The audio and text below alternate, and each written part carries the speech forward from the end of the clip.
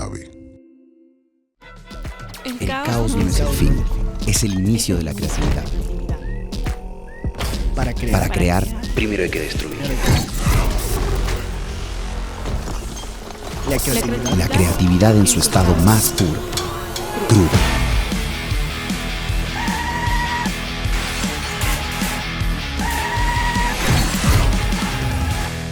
Crudo y creativo.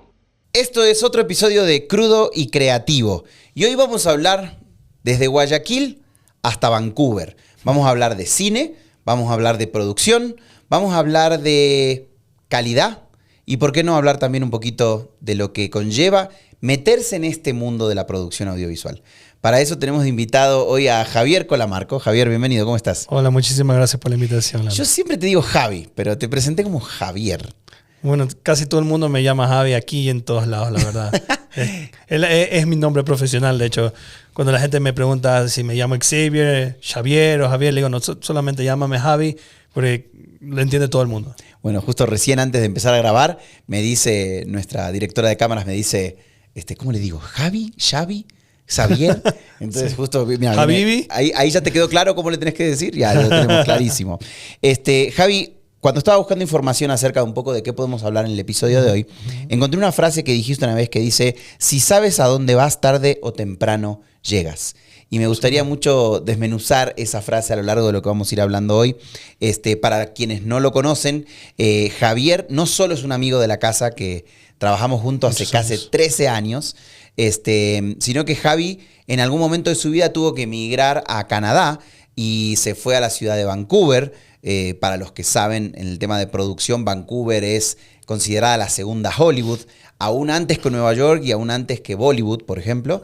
Entonces, Vancouver tiene un nivel de producción muy interesante que Javi nos va a contar hoy. Javi vino a Ecuador a dar unas charlas, unos conversatorios. De hecho, justo esta noche, bueno, este episodio sale una semana después, ¿no? Pero justo esta noche vamos a tener un evento en vivo que se llama Together We Grow y vamos a estar hablando acerca un poco de esto, ¿no? De cómo aportar y crecer juntos a la industria. Pero, Javi, la primera pregunta que yo tengo para vos es, ¿qué sentiste ese día, en el primer rodaje que tuviste, que escuchaste sonar una Super 35? Fue en Ecuador, de hecho. Siempre me voy a acordar de eso. Estábamos en un comercial de Pilsen, si no sé si puedo decir la marca. Sí, acá todo se puede decir. También se puede putear, también se puede decir malas palabras, todo está bien acá. No, bueno, me acuerdo que yo estaba frente a la cámara. Era como un tipo de extra que salía en el comercial. Y pues me topo con este sonido de la cámara y fue como súper impactante. Y yo creo que desde ahí dije, yo no sirvo para estar frente a la cámara, yo quiero estar detrás, quiero sentir ese sonido al lado mío. Entonces me quedé con eso. Yo había tenido unos 18, 19 años. Y de ahí no he dejado de perseguir ese sonido, quizás ahora en digital, supongo. Pero ahora suenan muy diferente las ahora cámaras. Suenan muy de hecho, diferente. no suenan ahora. Suenan más el costo de las cámaras, ¿verdad? Sí, pero no creas, he tenido la oportunidad de trabajar con cámaras, film cámaras. Y para mí es un sueño. Cada vez que puedo tocar una cámara de film es como que volver a eso que es muy difícil ahora que se vean producciones en 35, ¿no? Hay mucha gente que mira este podcast que son muy jóvenes, ¿verdad? Y por ahí saben que en algún momento existió una cámara de fílmico que hasta hoy se siguen usando para muchas cosas. Sí, producciones muy altas se siguen utilizando. Las de, claro. Creo que la de Misión Imposible está grabada en 35 o una parte en 35. De hecho, Jurassic... yo fui prep-tech de Jurassic World cuando se grabó una parte en Vancouver. Bueno, no en Vancouver exactamente, hicieron el prep en Vancouver, después fueron a grabar a zonas como Alberta y nos dieron una de 65 milímetros. Sí, y el film era una cosa inmensa y yo estaba extasiado viendo todo esto, haciendo el prep, escuchando cómo sonaba la cámara, fue una cosa. Bueno, justo eso es lo que iba a decir, ¿no? Cuando vos grabás en una cámara de fílmico versus lo digital que vemos hoy o que estamos acostumbrados a grabar hoy en una memoria, sea SD, S o disco duro, la cámara de 35, cuando el rollo gira dentro de la cámara, produce un ruido de roce que se escucha constantemente, que es un... o sea, que está pasando el rollo a toda madre y creando cada fotograma, ¿no? Claro. Ese sonido también, mi primera experiencia con una cámara de fílmico fue con una 16 milímetros. 16 milímetros. Pero escuché, estaban usándola para grabar a alta velocidad. Entonces es súper ruidoso. Claro, entonces, y fue justamente para un comercial de Fanta en Argentina. Y igual sonaba, era un ruido pero ensordecedor al lado de la cámara, ¿no? Claro. Y claro, y eso fue también como, wow, o sea, cómo suenan estas vainas. Y también creo que ahí, de alguna otra manera, yo también encontré mi primer amor en una cámara. Ese sonido, es el sonido. Es un sonido indiscutible, o sea. Y viste que ahora, por ejemplo, le mandaba hoy justamente a Steph, que está detrás de cámaras. Hola, Steph. Hola. Le mandaba a Steph hoy un reel que vi de las cámaras IMAX que usa Christopher Nolan, ¿no? Para su producción, y que son cámaras de, creo que decían 80, hasta 80 milímetros, creo que llegaba, o me equivoco, Steph. 60 milímetros. Creo que es 65. Sí, o sea, son unas cámaras, pero que usan ya un tema fílmico muy amplio, ¿no? Y que el tipo, siempre en las producciones de él, prevén que él va a dañar una o dos cámaras. Wow. Por el estilo de tomas que hacen. Javi, cuando vos empezaste en tu producción, porque una cosa es haber hablado de tu conocimiento y de cómo encontraste ese sonido de la cámara que te llevó a la industria audiovisual, pero una de tus primeras producciones fue Cuando la mente baila. Sí. Que fue un documental. Y en él hablas mucho del tema de la salud mental. Sí. Eso fue hace, ¿qué? ¿20 años casi? Un poquito menos, por ahí. Debe haber sido unos 15 años. 15 años. Hoy por hoy el tema de salud mental es algo que casi que está en nuestro pan diario y se habla cotidianamente y mucho en nuestra industria también, ¿verdad? Porque constantemente hay un agotamiento mental. ¿Qué es lo que te llevó en aquel entonces a vos a trabajar en este documental sobre la salud mental? Bueno, ese documental nace, creería yo, y creo que no me voy a equivocar, que también lo dije hace 15 años atrás, fue cuando empecé a sufrir ataques de pánico. Y en mi época, voy a decir 15 años atrás, no había esa apertura, como tú dices, de la salud mental, y yo me tuve que buscar la vida viendo qué me pasaba, porque no entendía qué me estaba pasando. Ahorita es muy fácil hablar de la salud mental, ahorita es más fácil hablar de ataques de pánico y la gente ya, la terminología la tiene más familiarizada.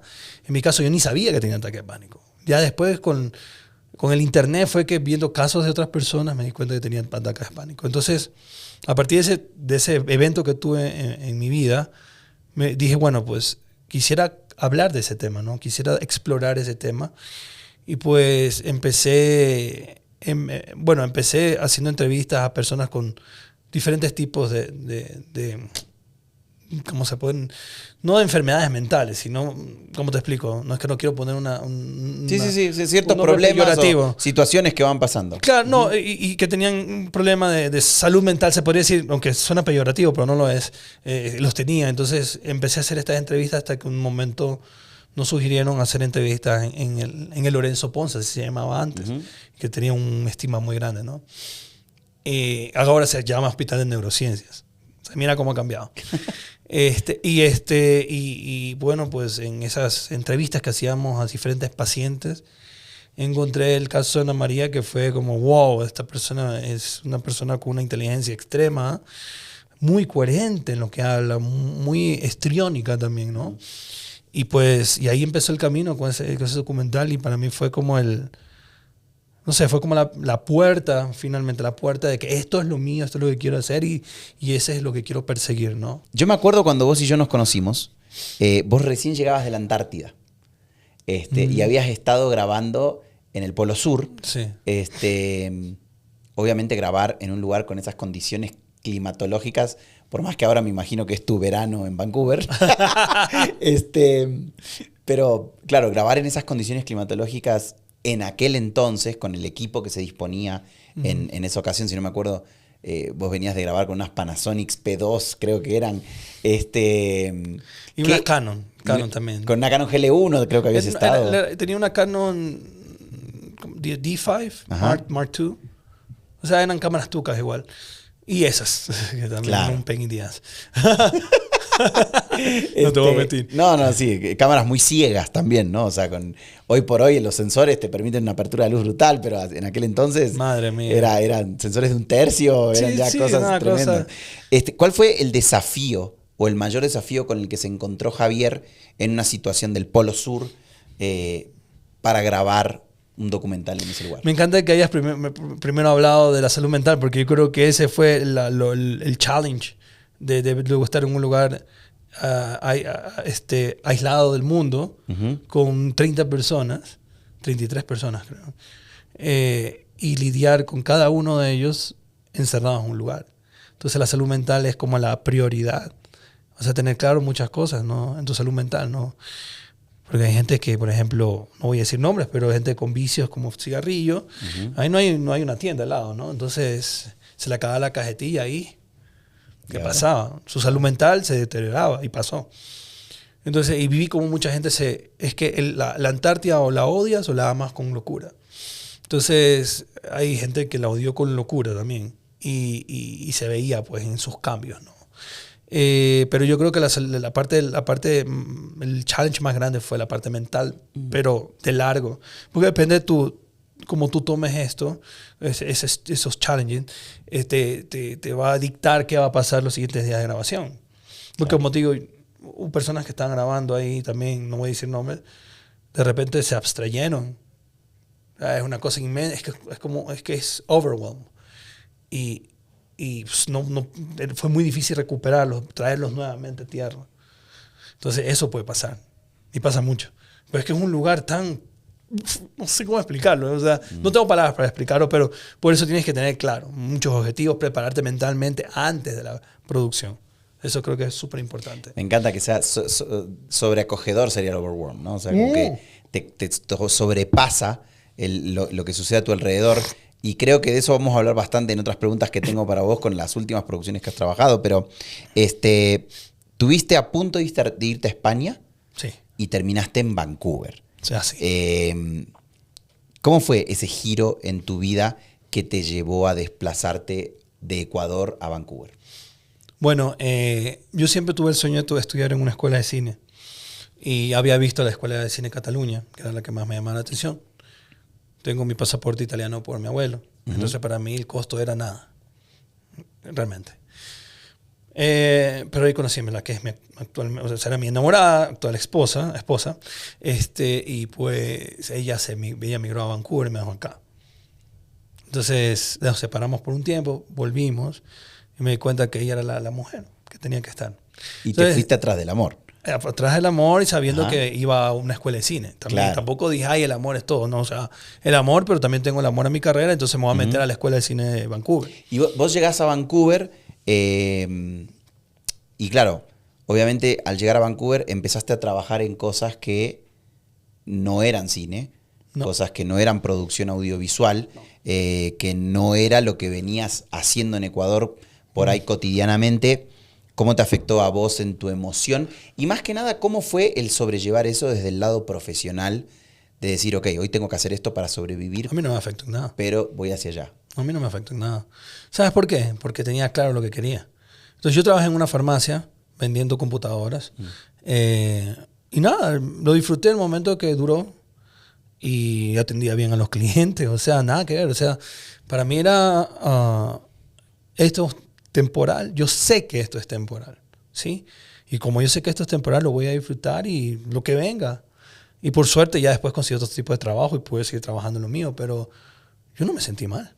O sea, no siempre el que quieras hacer lo que te gusta o el que quieras trabajar sobre lo que te apasiona, en el proceso de aprender eso, uno no siempre desde el día uno está ejecutando lo que uno quiere. Muchas veces uno se tiene que forjar. Uno tiene que trabajar en cosas que por ahí no son tu pasión, pero te van forjando a la persona que te vas a convertir y que vas a trabajar. Me encanta porque con Javi yo estaba hablando un poco acerca de cómo llegó a muchos años después, voy a hacer un fast forward, ¿verdad? O sea, me voy a ir súper adelante y muchos años después de haber trabajado en la farmacia que nos contás y de haber trabajado en producciones documentales y producciones en Ecuador, hasta hace un par de meses estuviste trabajando en la producción de The Last of Us para HBO, que posiblemente es una de las series más brutales, por lo menos que yo he visto y esté paciente, porque sé que los dos comentamos continuamente de Last of Us. ¿Qué pasó ese día que recibiste la llamada de, oye, necesitamos un Data Assistant para una producción? Y te enteraste que era de Last of Us. Sí, bueno, te comento qué pasó. Hace tiempo me hicieron otra entrevista y me preguntaron cómo llegaste a ese punto en que te contrataron para trabajar. Y yo le decía, bueno, a mí solamente me tomó 10 años. Nada más. Es verdad. Solamente me tomó 10 años. Porque, claro, es que nadie llama por llamar. Claro. O sea, a mí me llamaron fue porque primero me había ganado el trust, la confianza de varios miembros que estaban en ese momento trabajando en la producción. Entonces me llaman para ser de Video Playback Assistant, primeramente reemplazando a una persona que ya le había demostrado a esa persona que había trabajado bien en otras producciones. Y cuando me vieron que había trabajado bien en eso, la DIT me escribe y me dice, Javier, ¿estás interesado en trabajar más largo? Porque tenemos estos días, porque éramos Second Unit. Yo trabajé en Second Unit, no trabajé en Main Unit. Va a haber estos días importantes, vamos a tener a todo el cast, vamos a tener un cast importante y necesitamos a alguien como tú. Y me dice, ¿estás available? Pero discúlpame por a veces hablar en inglés, pero es que te Sí. estás desocupado para trabajar en estos días. Y yo le digo, sí, no hay ningún problema. Claro. Entonces yo me acuerdo que Perdóname, pero a mí me llaman de The Last of Us. Yo dejo todo, hermano, para irme a esa producción. Sí, yo dije, no importa, no pasa nada, sí, todo estoy... Claro. Entonces llego a la casa, me acuerdo clarito, le digo a mi esposa, le digo, ya, esto es. O sea, no importa si trabajo 1, 2, 3, 4, 5, 10, 15 días, ya fue. O sea, obviamente no podemos desmeritar el trabajo de personas que estuvieron 3, 4 meses trabajando. Esa gente se sacó la mugre. Claro. Pero en mi caso yo decía, para mí esto era lo que estaba buscando en toda mi carrera. ¿no? Esto era como para mí lo que yo quería hacer. Yo le había dicho muchos años, porque el Season 1 se hizo en Alberta, si no me equivoco. Y yo le decía a Verónica, yo quiero trabajar en eso. Yo quiero, lo quiero con muchas ansias. Entonces trabajé mi networking a través de eso. O sea, expandí tu contacto, tu red de contactos para llegar a eso, ¿no? Entonces, bueno, pues ahí estuve trabajando como unas 3 semanas con ellos y fue una experiencia de las más divertidas y difíciles que he tenido.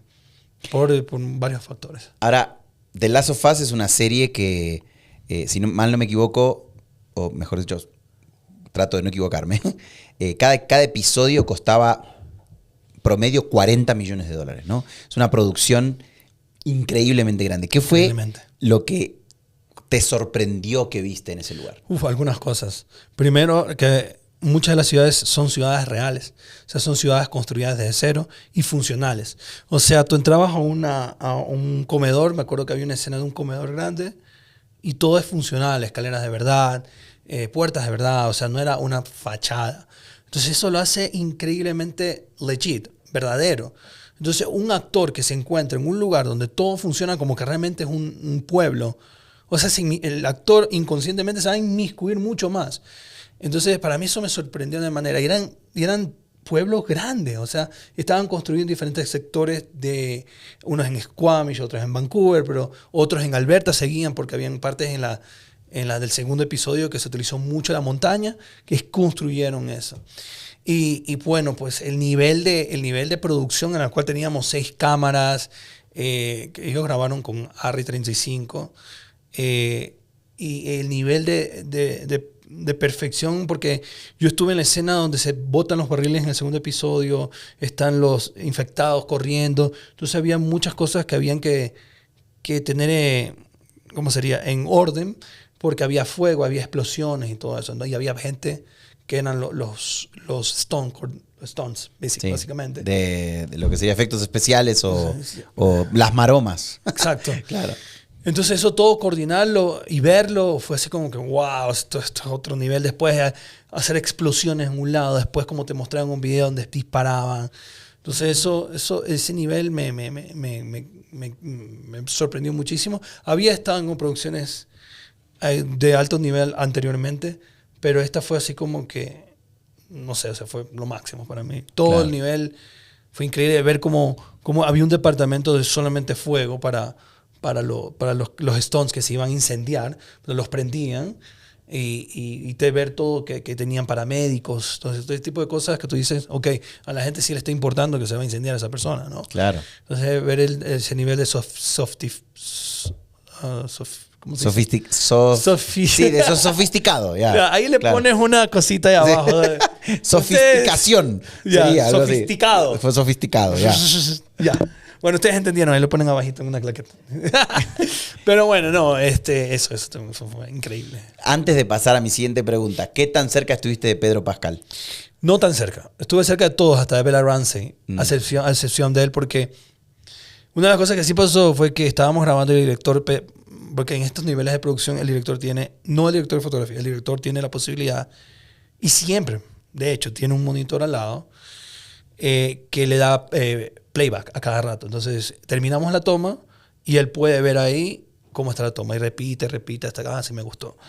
Pero también puede llamar al footage que teníamos de otras escenas. Entonces, yo sí tuve la oportunidad de ver las escenas con Pedro Pascal que nadie sabía que iba a pasar. Yo ya sabía que iba a pasar. Obviamente la gente que juega el juego lo sabe, ¿no? Claro. Pero yo no saben del juego y yo ya sabía que iba a pasar. Entonces, cómo iban a ser ejecutados, porque había visto todo el footage. Pero de ahí estuve cerca de la mayoría de los actores, a excepción de Pedro Pascal. Que solamente vi. La gente me dice, ¿estuviste? Pero no, la verdad es que no. No voy a mentir algo que no pasó. Claro. No, yo pregunto eso porque tenemos cierta fascinación por Pedro Pascal. Yo también, no crean. Aparecen todas las producciones últimamente, pero nos encanta, ¿no? Sí, no. Y de hecho estuve muy cerca porque cuando yo vi el call sheet, no sé aquí cómo le llamen, pero el call sheet es un papel. El llamado. El llamado, sí. Donde te indica las escenas, los actores, las horas para cada persona. Ahí lo vi a él con un nombre, pues les ponen nombres claves, o sea, no le ponen el nombre. Claro. La mayoría de los actores que son actores grandes no les ponen el nombre real. Y dije, hoy día va a estar, y por algún motivo no fue. Se la vida. Pedrito, si me estás escuchando. ¿Por qué no fuiste? ¿Por qué no fuiste? Recién nos contabas que estuviste en la avanzada de Jurassic World, por ejemplo, ¿no? Y has estado involucrado, por el mismo hecho de estar en Vancouver, has estado involucrado también en otras producciones grandes. ¿Qué valores o procesos profesionales vos, puntualmente de la industria, vos creés que deberíamos empezar a considerar importar pronto a Latinoamérica? Para mí es importante la palabra. Eso es lo que se dice, se hace. Y eso creo que lo hemos hablado y conversado anteriormente. Eso para mí es importante. Y una frase que siempre digo, cuando llegas a tiempo ya estás tarde para mí. O sea, si el call time es a las 7, tú deberías estar 15, 20 minutos antes. ¿Por qué? Porque pueden pasar muchas cosas alrededor de eso. Entonces, creo que la palabra, la organización también. Yo creo que la organización parece que es cara, pero no lo es, al contrario. Cuando estás organizado y tienes buenos hábitos, haces que sea más ágil la producción y eso se traduce en dinero. Entonces yo creo que son esas cosas que yo he visto allá y que creo que pueden funcionar muy bien acá también si se toma realmente con no rigurosidad, pero sí con una cierta, no sé cómo decirlo, pero desde mi punto de vista creo que eso sería importante, agregarlo a las producciones acá, ¿no? El tema de la organización, la puntualidad y la palabra. O sea, más allá de la puntualidad, que me parece un valor que debería ser tajante en todo lo que es nuestra rama de trabajo, ¿verdad?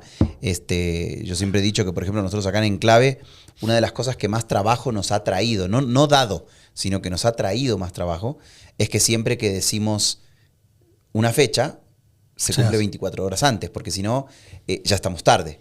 Exactamente. Y lamentablemente siempre en lo que es este trabajo manual o este trabajo creativo es muy difícil adaptarse a las fechas, ¿viste? Como que la gente promueve mucho o mueve mucho de que, bueno, miércoles, pero va a estar para el jueves en la mañana, o posiblemente para el miércoles, pero no te dije ni de qué semana, ni de qué mes, ni de qué año. Entonces, eso suele pasar mucho en nuestra industria, pero más allá de la puntualidad, ¿cuáles son las diferencias por ahí más importantes que vos has visto saliendo de la producción de Ecuador y yendo a la producción en Canadá, las mayores diferencias que has visto entre lo que pasa allá y lo que pasa en la producción acá? Yo creo que darle valor a cada, bueno, aparte de la organización, que eso sí fue una cuestión que sí me impactó mucho. Yo creo que darle valor a cada posición en la cual se trabaja en set. Y que a veces por ahorrarse un poco de dinero, que también entiendo, y entiendo que hay producciones, porque a mí me ha pasado, no solamente aquí, sino en Vancouver, a veces absorbemos demasiados trabajos en una sola posición. Entonces, yo diría que entender también que, por ejemplo, en el departamento de cámara hay un primer, un segundo asistente, el camarógrafo. Yo sé, hay limitantes, a veces se absorben, pero eso es una de las cosas que quizás más me sorprendió, de que había un respeto en cada posición que había, ¿no? Y se le daba un lugar a cada posición. Ahora yo entiendo, como te digo nuevamente, entiendo los presupuestos pueden variar, y también he trabajado como primero o segundo al mismo tiempo, pero al menos me han pagado un poquito más, ¿me entiendes? ¿Sí me hago entender? Entonces yo creo que darle el valor al trabajo que hacemos. Claro. Si no me equivoco, en Canadá tienen una política que es del pago a los 30 días. O sea, si vos estás trabajando en una producción, tiene que haber un pago a los 30 días de lo que estás haciendo máximo, ¿verdad? Sí. Y a veces acá en Ecuador nos ha pasado mucho que en las producciones te pagan a 30, 60, 90 o a veces hasta 6 meses después en una producción. ¿Cómo crees que eso impacta puntualmente en el respeto al oficio? Bueno, primero, sí, en Vancouver, el caso máximo que yo he tenido trabajando, porque cuando trabajo en union shows, eso me pagan cada jueves. O sea, yo hago mi tarea, hago lo que sea de lunes a viernes de un día para otro, y a la siguiente semana jueves está mi cheque. O sea, eso no me falla. O sea, cuando son, por ejemplo, comerciales que se facturan y ese tipo de cosas, lo máximo que he sido 30 días. A excepción de una compañía que no es canadiense, que todavía me da la plata, páguenme. Si todo, se supone que me tienen que pagar en agosto y necesito la plata ya. Yeah. A excepción de esa compañía, que no voy a decirla, las demás me han pagado siempre net 30, como se dice. Y yo creo que es extremadamente importante pagar a tiempo. Porque como productora o como individuo que trabaja freelance, primero, ¿cómo sobrevivo haciendo eso siempre? ¿Sí? Segundo, ¿cómo puedo respetarte a ti como compañía también si tú me estás tratando de esa forma? ¿Sí? Entonces, para mí yo creo que es para que los buenos hábitos cambien, no solamente es cambiar nosotros el gremio audiovisual, sino creo que deben de cambiar el mindset, la forma de pensar de muchísimas compañías que pagan a 90 días. O sea, eso es un insulto. O sea, discúlpenme, y se los digo mirando la cara, a mí me parece terrible eso. Ojalá que no me funeen por eso, pero por Dios, o sea, respeten el trabajo y la labor de esa gente que se saca la madre por 14 y 15 horas. Por Dios. O sea, no sé si estoy hablando de más, no sé si me van a banear de YouTube o lo que sea, pero me parece que a mí me parece súper mal, disculpa. Claro. No puedo estar a favor de eso. No, y de hecho, algunas de las leyes que se han pensado y se han impulsado, por ejemplo, hablando con unos conocidos en Chile, la industria audiovisual en Chile, por ejemplo, hay una ley que nadie puede pagar más allá de 30 días tampoco, o sea, es el límite, ¿no? Y lo que se impulsa en realidad es que si lo pagas antes, hay mejores beneficios. Entonces, pero lamentablemente nos ha pasado mucho acá en Ecuador que hemos entrado en esta vorágine de que los 60 se convierten en 90, que los 90 se convierten en 180. Entonces, sí ha sido un tema por ahí bastante peleado porque de alguna u otra manera eso tampoco permite crecer mucho la industria, ¿no? Y si yo quiero mañana una mejor calidad, debo estar dispuesto a que la industria crezca. ¿Qué es lo que hoy ves desde afuera que te emociona de lo que está pasando en Ecuador? Bueno, primero que desde que yo me fui han pasado 10 años y veo productoras como Enclave que empezaron pequeñas y ahora son grandes. Y veo que hay mayor producción audiovisual en el cine publicitario. Y yo creo que teniendo las herramientas ahora digitales, que es de mucho más mejor acceso, mucho más fácil acceso, yo creo que es hora de tomar un poquito, el saltar un poquito hacia otras áreas, ¿no? Que es crear contenido con películas, por ejemplo, ¿no? Claro. Porque la mano de obra está muy bien acá, ¿me entiendes? Y el nivel ha mejorado en los últimos 10 años, muchísimo. Entonces, dar ese pequeño salto y arriesgarse un poquito más. Vos has dicho una vez que, me acuerdo haberte escuchado hablar una vez de que tu corazón está en lo documental. Sí. ¿Verdad? ¿Por qué es así? Bueno, pues Cuando la mente baila. Creo que ese fue uno de los inicios y de los cuales también pude tener más trabajo aquí en el Ecuador. Y por suerte seguí trabajando en el género documental. Y creo que ese género, a diferencia de la ficción, uno crea unos lazos interesantes con los protagonistas del documental. Y eso es lo que a mí me gusta. Yo soy una persona que me gusta tener conexión con las personas. Y pues quizás por eso es que me llama mucho la atención el género documental, específicamente por eso, ¿no? Y por, no sé, por la libertad quizás también audiovisual que uno puede tener, por la improvisación, o sea, es muy natural, muy orgánico, a diferencia, bueno, obviamente puedes producir un documental, como sabrás, ¿no? Pero por eso me gustan los tipos de documentales sociales, o sea, que uno puede tener esta interacción, ¿no? Nosotros acá en Crudo y Creativo siempre hablamos de lo crudo, de siendo directos, ¿no? De las cosas cuando pasan. Y hablamos de lo creativo cuando contamos un poco de cómo hemos avanzado o lo que ha sucedido. Me encanta hablar de cómo has vivido vos estas diferentes experiencias y que la gente las pueda escuchar desde su trinchera y decir, ok, bueno, se puede hacer esto todavía. Cuando hablamos del tema crudo, ¿cuál ha sido por ahí el momento más duro que has tenido que vivir en este paso entre lo que saliste de Ecuador y estás ahora trabajando en producciones como The Last of Us? Hay un par de episodios de mi vida que no necesariamente tienen que ser con lo laboral.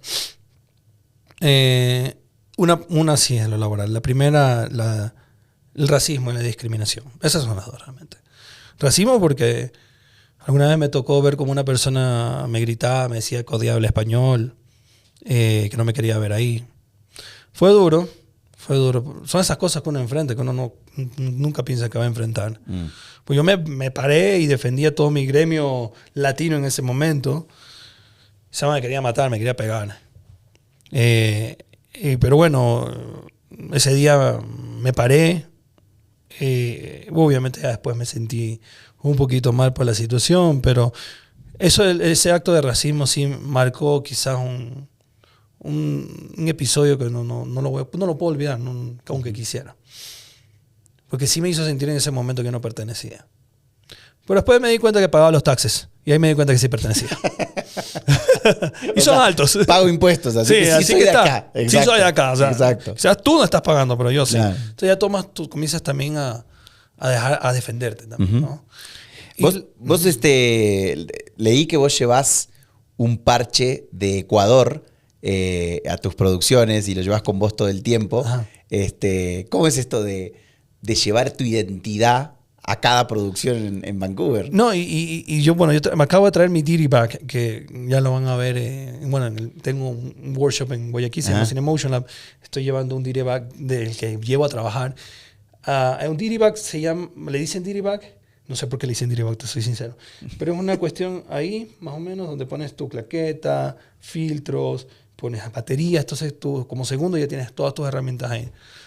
Ahí está el parche. Pero el Diddy Bag es amarillo, azul y rojo. Entonces muchos de los asistentes dicen, uy, no, esos colores tan llamativos se van a ver en set. Y voy a decir, disculpa, tengo que hacer un mal set con AC para dejar mi Diddy Bag enfrente de la toma, para empezar. Claro. Entonces sí, llevo el parche aquí, llevo el parche allá, pero llevo el Diddy Bag de los colores. A veces dicen que es el Diddy Bag de Lego, por lo amarillo, azul y rojo, pero llevo mi identidad en todos lados y la voy a llevar por siempre. Oye, ¿qué le dirías a ese chico de Guayaquil, a ese chico de Cuenca, a ese chico de Quito que nos escucha, que ve que hacer cine internacional desde Ecuador es imposible o mejor no soñar con eso? ¿Qué le dirías vos a ese chico? Bueno, yo lo primero que le diría es que mucha gente piensa que es el dinero. Y aquí te puedo decir que yo no tenía lo normal, ¿no? Para comer y a duras penas para el taxi o el bus. A veces remaba el bus. O sea, imagínate. O sea, no es que la tuve fácil yo, ¿no? A veces uno piensa, no, es que esa persona que tiene dinero, mentira. No se trata del dinero, se trata de las ganas. Y tener un objetivo claro. El objetivo tiene que ser claro. Si no te gusta mucho la carrera, entonces no la sigas, ¿me entiendes? Pero si te gusta, te encanta, es tu pasión, y si fijas esa meta, va a pasar, es que tiene que pasar. ¿Qué otra cosa va a pasar si no es eso? ¿Qué es lo que estás deseando? Obviamente te toma 10 años, pero te toma tiempo, pero llega, es que llega tarde o temprano.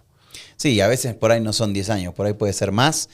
A veces hay shortcuts que han funcionado, y toma menos, pero hay algo con lo que me quedo, ¿no? Que es el sacrificio. O sea, y el fijar metas, o sea, el fijar objetivos. Si no tengo un objetivo claro, es mucho más difícil llegar a donde quiero llegar. Si tengo un objetivo claro, sé cómo encaminarme. Claro. A mí me encanta, siempre uso una analogía, ¿no?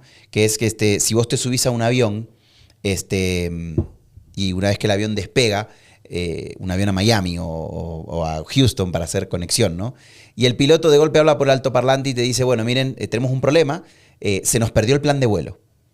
No hay plan de vuelo, o sea, no tenemos la hoja de ruta, pero la brújula funciona perfectamente y sabemos que el norte está para allá y para allá está el destino. Y vamos a movernos sobre esa línea. Por ahí no vamos a demorarnos 4 o 5 horas, pero vamos a llegar en algún momento. Y es muy diferente cuando vos estás montado a ese avión, ¿verdad? A cuando sos el piloto del avión. Y si vos estás montado el avión y no hay un rumbo, es mucho más fácil entrar en pánico, es mucho más fácil querer bajarse del avión, claro. Es mucho más fácil cambiar, decir, no, me cambio de ruta, de cambio de aerolínea. Pero cuando sos el piloto, si todavía aún estás piloteando solo por brújula y sin tener en claro a dónde querés ir y cuál es el camino que tenés que trazar para llegar allá, obviamente te va a tomar mucho más tiempo y te va a tomar mucho más sacrificio del que por ahí podrías llevar adelante. Javi, quiero agradecerte por compartir este tiempo con nosotros. No, muchas gracias a ti, la verdad que ha sido un tiempo increíble. A mí me encanta la idea de que nos pueda escuchar alguien que está pensando en hacer cine o que está pensando en hacer producción en su vida, ¿verdad? Y que pueda haber alguien que efectivamente la está sacando del estadio en otras producciones en otro país, y que empezó aquí en Ecuador haciendo un documental por una razón propia, ¿no? Y hoy eso lo ha llevado a las ligas en las que está jugando. Javi, gracias por habernos acompañado. Muchísimas gracias, Leandro, en clave también por este espacio. Y lo que les puedo decir para finalizar es que no se dejen. No se dejen. Correcto, muy bien. Esto es Crudo y Creativo. Puedes suscribirte a todas nuestras redes y a todas nuestras plataformas donde está el podcast. Nos puedes encontrar en YouTube, nos puedes encontrar en Spotify, nos puedes encontrar en Apple Podcast. Y estamos en todas las redes sociales también para que puedas ir viendo los shorts durante la semana de lo que vamos conversando. Nos vemos en un próximo episodio. Bye. En clave.